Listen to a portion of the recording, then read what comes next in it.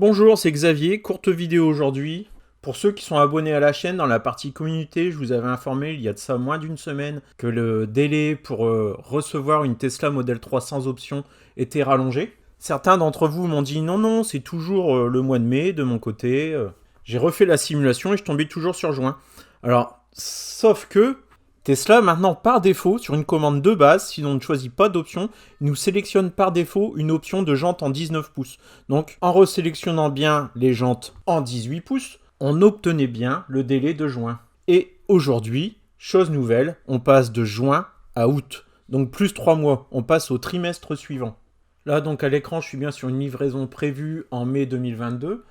Si je désélectionne les jantes 19 pouces et que je sélectionne les jantes 18 pouces, je repasse en août 2022.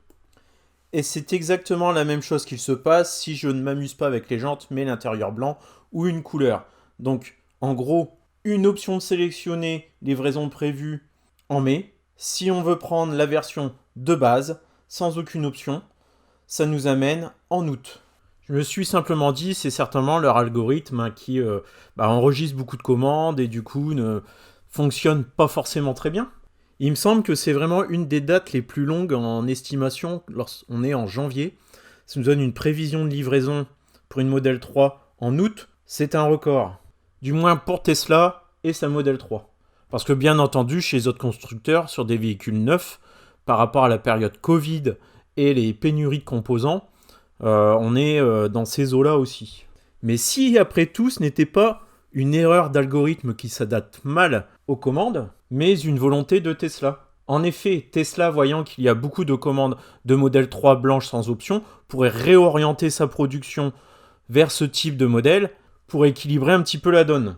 Mais il ne faut pas oublier que Tesla est une entreprise commerciale et leur but c'est quand même de faire de la marge. Et donc pour maximiser la marge, pourquoi ne pas jouer là-dessus? Pourquoi ne pas simplement proposer ces modèles avec le moins d'options, donc avec moins de marge, avec des délais plus longs tout simplement. Et de toute façon, le carnet de commandes étant bien rempli a priori, mon hypothèse c'est qu'ils en profitent.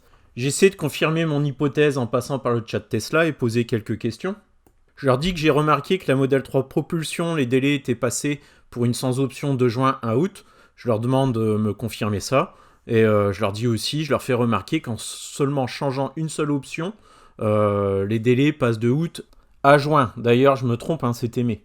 Donc elle me confirme que c'est conforme, qu'ils ont tout simplement une très forte demande sur la version de base, et que c'est pour cela. Du coup, je lui demande si elle me conseille de prendre une option comme des jantes, par exemple, pour réduire le délai. Et c'est ce qu'elle me conseille. Donc Tesla conseille d'ajouter une option à votre véhicule pour avoir des délais de livraison raccourcis. Étonnant, n'est-ce pas? Donc la conclusion de cette courte vidéo, si vous souhaitez avoir une Tesla Model 3 le moins cher possible, il faudra attendre.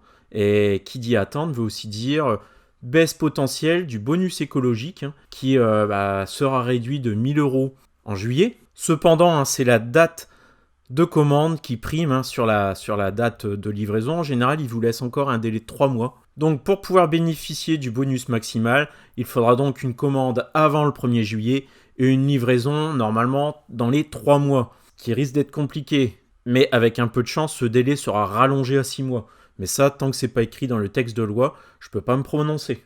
Donc la dernière rallonge, quand on est passé d'un bonus de 7000 € à 6000 €, a été inscrite au journal officiel assez tardivement. Cette rallonge a été accordée suite aux difficultés pour les concessionnaires de livrer les véhicules aux clients liés à la crise sanitaire et les pénuries de composants.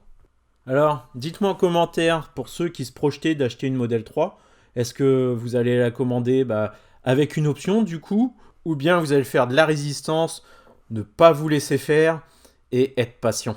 Bon, c'est fini pour aujourd'hui. C'était une courte vidéo que je n'avais pas programmée.